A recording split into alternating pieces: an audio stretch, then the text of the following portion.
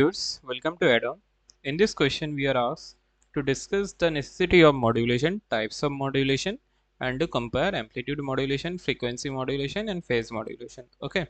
So at first, let us discuss about the necessity of modulation. Okay.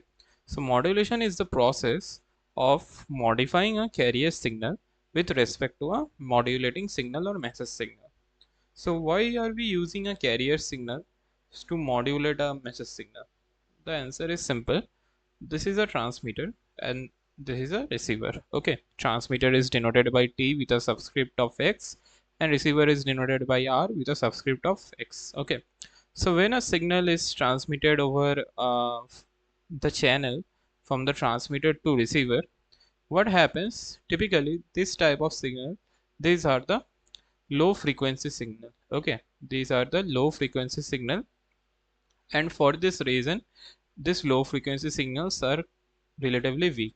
So what happens while transmitting over the channel from the transmitter to the receiver, these signals gets particularly distorted, and due to this distortion the received signal is not the similar signal to what we have transmitted. Okay, so for example, here we are transmitting the signal like this, and in the receiver we are receiving a signal like this. So this is not the signal that we have transmitted. So to make sure that the signal we have transmitted is received without any distortion or uncertainty at the receiver, we use modulation technique. And why do we need modulation? One is the height of the antenna, because the receiver is particularly the antenna. Okay, antenna is the device that receives the signal from the transmitter. So why modulation technique is dependent on the length of the antenna? Because for example, this length of antenna, suppose it is lambda by 4. Okay, this L is the length of the antenna and lambda is the wavelength. Okay, so if the signal is a low frequency signal, suppose it is 3 kilohertz. Okay, so we know lambda is equal to C by F, where F is the frequency. Okay, here the signal is 3 kilohertz. So if we do, the value of C is velocity of light, which is 3 into 10 to the power 8, and the value of frequency is 3 kilohertz, which is 3 into 10 to the power 3 hertz. Okay, so then the value of lambda will become 10 to the power 5 meter, and if we put this value of lambda here, we will be getting 25 kilometer, which is the length of antenna. So this is not an ideal scenario or a practical scenario, because the antenna length, we all have antennas or had antennas somewhere in our house, those TV dishes, dish TV antenna, like that. Those are typically what, or maximum 10 centimeter, 50 centimeter. So 25 kilometer, this is pretty much the distance between two, what can we say, between two stations, right? Between two railway stations a distance can be 25 kilometer. Okay, so a length of the antenna can't be that much long. Okay, if we use this low frequency signal, then in order to receive that signal we will have to build an antenna that is almost 25 kilometer long. Okay, so that is not at all the ideal scenario. So what do we use? We use a high frequency signal, which is the carrier signal, which is used to modulate our, or we can say the carrier signals gets modified according to our modulating signal.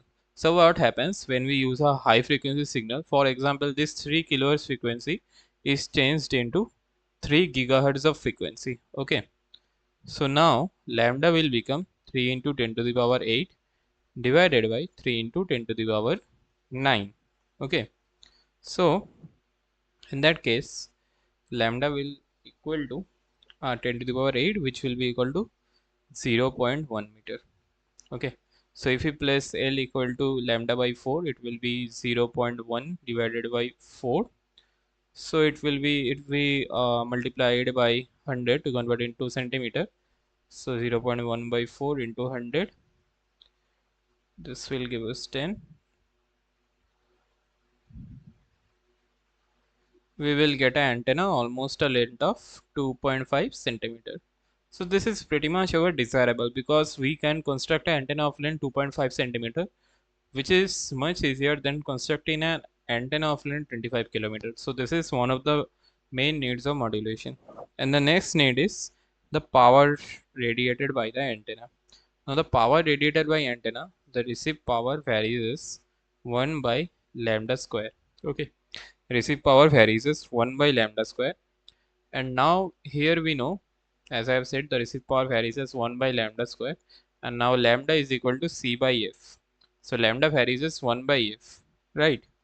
So if we increase the frequency, the value of lambda will decrease. If we decrease the frequency, value of lambda will increase. Okay. And here also, if we increase the value of lambda, the received power will decrease. And if we decrease the value of lambda, the received power will what? The received power will increase. Okay. So here in this case, if we use a low frequency signal, what happens? If we use a low frequency signal, the value of lambda will increase. Okay, so the radiated power in that case will decrease, which is not our ideal scenario. But if we use a high frequency signal, the value of lambda will decrease, and if the value of lambda is decreased, the power radiated will increase. Okay, so this is another need of modulation. And the next need is multiplexing. For example, there are 3 or 4 signal. The first signal has a frequency of 3.5 kilohertz. Second signal has a frequency of 3.6. Likewise, there are n number of signals. So what happens when we do modulation? All of this signal can be transmitted over the same channel simultaneously at the same time. So we don't need separate channels for all of these signals. So this is one of the advantage of modulation. Okay. So these are all the necessity of modulation. And now the types of modulation. So as I have said, that the modulation technique is based on a high frequency carrier signal. So this is a high frequency carrier signal. So this signal has particularly 3 components. One is the amplitude, right? This is the amplitude. One is the frequency. This is the frequency. And one is the phase. Okay, one is the phase. So there are 3 components: the amplitude, frequency, and phase. Okay, so in order to modify a carrier signal, these are the 3 things that can get modified. Okay, so the modulation can also be these 3 types. So one is the amplitude modulation, one is the frequency modulation, and one is the phase modulation. Okay, so let us discuss about amplitude modulation, then frequency modulation, then phase modulation, right? So at first, amplitude modulation. So in amplitude modulation, the amplitude of the carrier signal gets modified, right? The amplitude of the carrier signal gets modified. So suppose let us assume a signal. This is a signal which is a low frequency signal. How can we understand this is a low frequency? Because this is the time period and this is the amplitude. This is the time period or the time axis. This is the amplitude axis. And we know f is equal to 1 by t. Frequency is equal to 1 by time period. So here the time period is this much, and in a high frequency signal the signal is like this. So here the time period is this much. So here we can see the time period is much larger compared to this. So the frequency of this signal is much lower compared to this. Okay, so this is our message signal which is represented by m of t, and this is our carrier signal which is represented by c of t. Okay, so this carrier signal gets modified according to our message signal, and in amplitude modulation the amplitude of this carrier signal gets modified according to our message signal. How does it get modified? Let us draw a picture. So this is the amplitude of the message signal. Suppose the amplitude is a of m in the positive half and minus of a of m in the negative half. Similarly, this is a of c in the positive half and this is minus of a of c in the negative half. Okay, so the resulting waveform will be like this.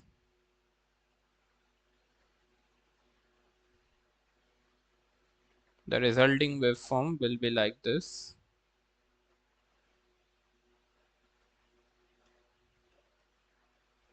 This will be the amplitude of our modulated signal. Okay, so here in this case, this particular level this particular level this is the carrier amplitude AC. Okay, because the amplitude of our carrier signals is modulated, so this amplitude will increase and decrease according to this level based on our message signal. For example, in the carrier signal the amplitude was at this level at its peak, but when it is modulated by message signal, sometimes the amplitude get increased above this level, sometimes it gets decreased above this, decreased below this level.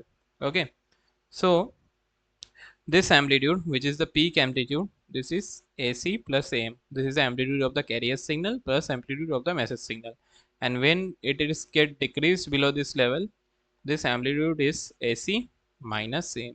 Okay, so this is the amplitude of the carriers, this is the amplitude of the modulated signal, which is the maximum amplitude, and this is the minimum amplitude of our modulated signal, which is AC minus AM. Okay, so if we want to learn about the expression will be like this. I am using this window here. So let us assume the modulated message signal is A of M sine of omega mt, and carrier signal is A of C sine of omega ct. Okay, so the amplitude modulated wave expression will be given as A of C plus M of t into sine of omega ct. Okay, so if we do the solution of it, we will be getting this expression AC of sine of omega ct plus AC of mu by 2 cos of omega c minus omega m into t plus AC of mu by 2 cos of omega c plus omega m into t. So this is our carrier signal. This is our upper sideband. This is our lower sideband.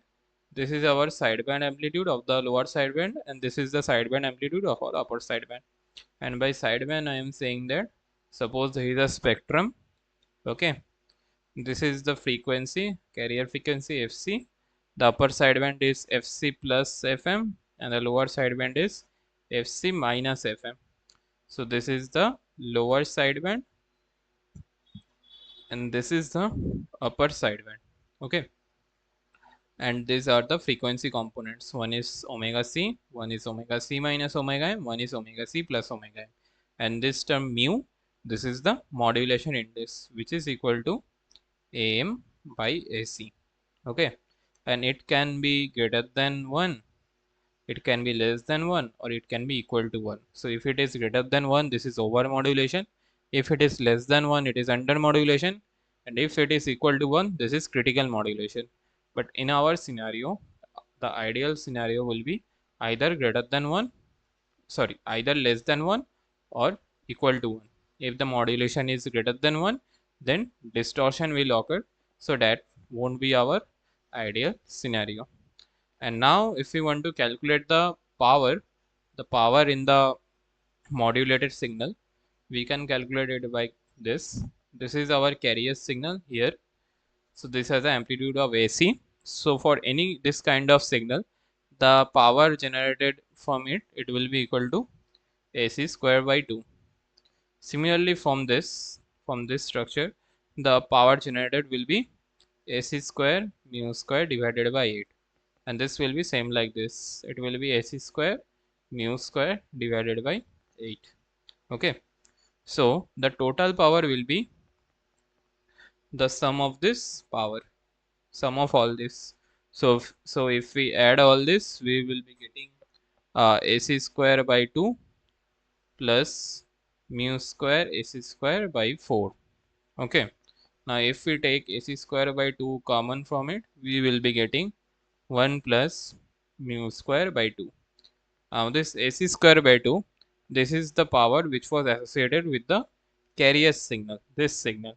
So we will be replacing AC square by 2 with P of C, which represent that it is the power associated with the carrier signal, into 1 plus mu square by 2. So this is the expression of the power for the amplitude modulation. Next we will discuss about frequency modulation. Okay. So in the frequency modulation, the frequency of the carrier signals is modified. So this is the message signal which was empty, and this is the carrier signal which was represented by C of t. Okay. So in this scenario, the frequency of the carrier signal gets modified according to the message signal. Okay. So this is one kind of angle modulation. We can also say it as angle modulation. So in angle modulation, the phase or the frequency of the carrier signal gets modified according to the message signal. So if we represent a carrier signal by C of t is equal to EC cos of omega ct plus phi, where omega c is the angular frequency, phi is the phase angle.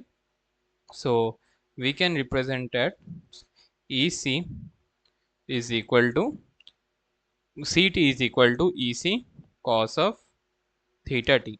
Okay, where theta t is equal to omega ct plus phi. Okay, so theta t, this will be equal to 2 pi fct, because omega is equal to 2 pi fc, omega c is equal to 2 pi fc, 2 pi fct plus 2 pi of k f integration of 0 to t xt dt, where xt is the message signal. Okay, so this is the value of our phi. This is the value of our phi. So our frequency modulated signal output expression will be ec cos of 2 pi fct plus 2 pi of kf integration 0 to t x of t of dt. Okay, so this is our expression for modulated signal in frequency modulation, but kf is the frequency sensitivity. Okay, so kf is the frequency sensitivity. Now if we want to understand how this modulation occurs, so let us understand it by this. So this is our modulating signal or message signal, which is m of t, and this is our carrier signal, which is represented by c of t.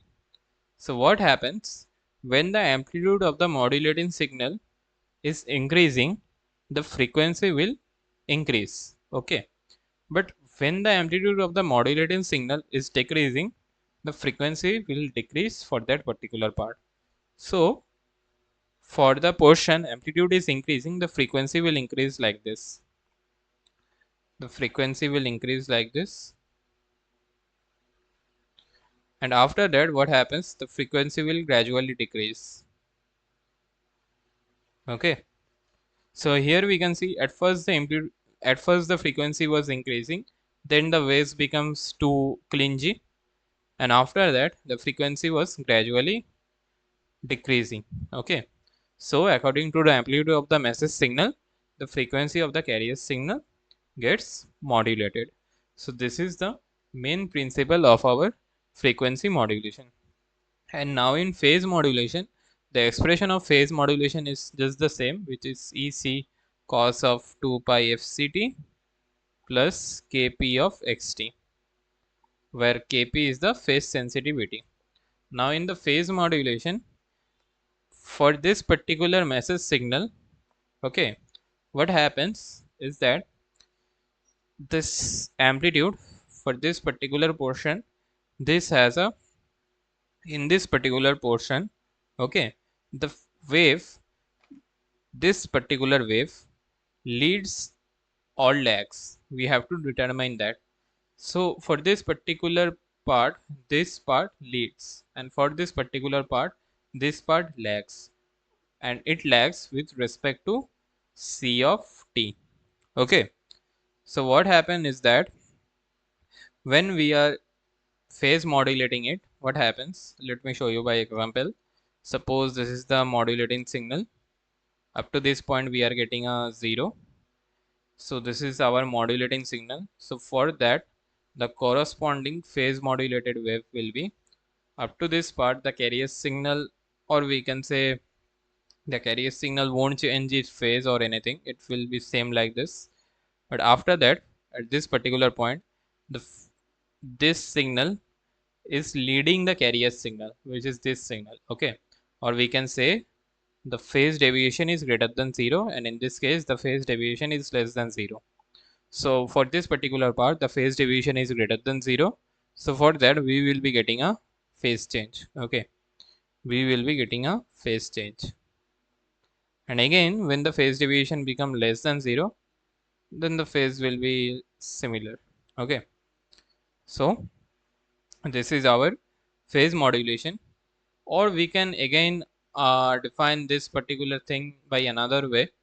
When the phase deviation is greater than 0, the frequency will be low, and when the phase deviation is less than 0, the frequency will be high.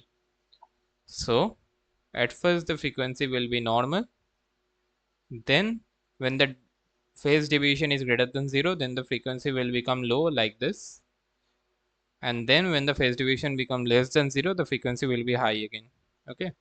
So this part is for when the phase deviation is positive, and this part is for when the phase deviation is negative.